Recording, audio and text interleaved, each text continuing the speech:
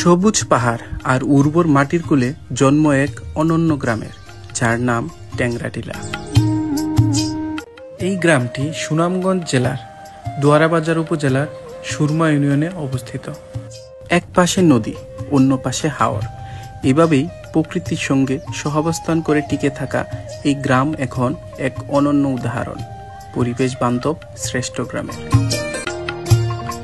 পরিচ্ছন্নতা এখানে কেবল শিখন নয়, এটি সংস্কৃতি। প্রতিটি গলি, প্রতিটি পুকুর পাড়, এমনকি প্রতিটি মসজিদ, স্কুল এবং বাজারেও রয়েছে পরিচ্ছন্নতার ছাপ। এই গ্রামের বাসিন্দারা বিশ্বাস করে পরিবেশ যত সুন্দর, মনও তত সুন্দর। খাদ্য সংরক্ষণ, মাইকিং করে সতর্কতা সবই গৃহীত হয় কমিউনিটির নেতৃত্বে। এই গ্রামে নবায়নযোগ্য শক্তির ব্যবহার চোখে পড়ার মতো।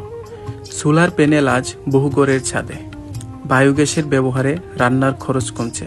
এতে করে পরিবেশ দূষণ রোধ হয়েছে বহুগুণে। গ্রামে পেয়েছে নতুন আলোর পথ।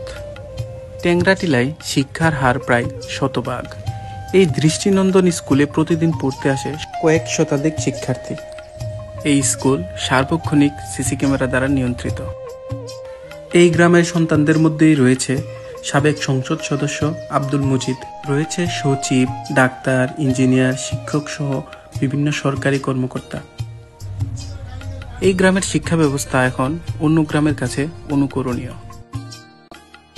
পুনঃ উৎপাদন করে থাকে। রয়েছে dairy farm, layer farm, poultry farm. Tengratila এখন খাদ্যে স্বয়ংসম্পূর্ণ। জেলা শহর থেকে প্রায় 22 কিলোমিটার দূরে অবস্থিত হওয়ার পরেও এই গ্রামে রয়েছে আধুনিকতার ছোঁয়া, রয়েছে ওয়াইফাই, রয়েছে ডিজিটাল পাঠাগার।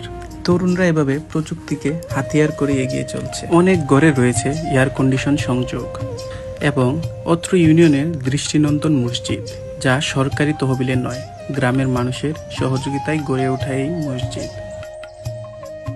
সুনামগঞ্জ জেলার সবচাইতে বড় গ্যাস ক্ষেত্রও রয়েছে এই ট্যাংরাটিলা গ্রামে। রয়েছে দৃষ্টিনন্দন বাড়িঘর। ছোট বড় টিলার সমন্বয়ে গঠিত এই গ্রামে রয়েছে পর্যটন কেন্দ্রের এক সম্ভাবনা।